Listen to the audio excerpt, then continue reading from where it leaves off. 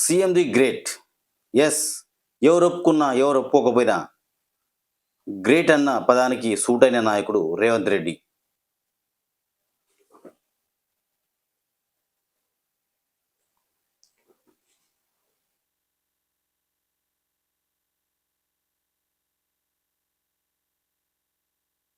అప్పులు తెచ్చాడా, ఆస్తులు అమ్మాడా అన్న చర్చ అనవసరం. లేదా వెల్లడించనని దైవ సాక్షిగా ప్రమాణం చేస్తున్నాను.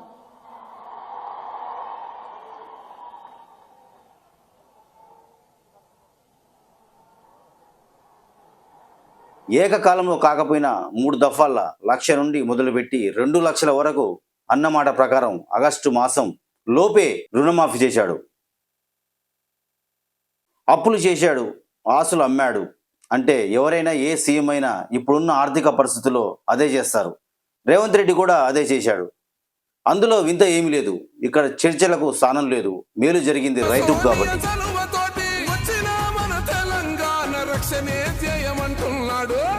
ఆర్థికంగా ఎన్ని ఇబ్బందులు ఉన్నా, ఎన్ని సమస్యలు అడ్డొచ్చినా తను ఇచ్చిన మాట ప్రకారం ఈరోజు రుణమాఫీ చేసి అందరి అంచెలను తారుమారు చేశాడు రేవంత్ రెడ్డి.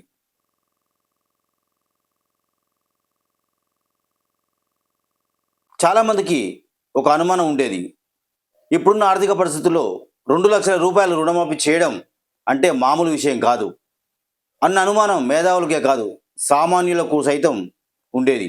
అలాంటి అసాధ్యం అనుకున్న రుణమాఫీ సుసాధ్యం చేస్తూ రైతులకు రుణమాఫీ చేసి రైతుల పట్ల తనకున్న అంకిత భావాన్ని చాటుకున్నారు.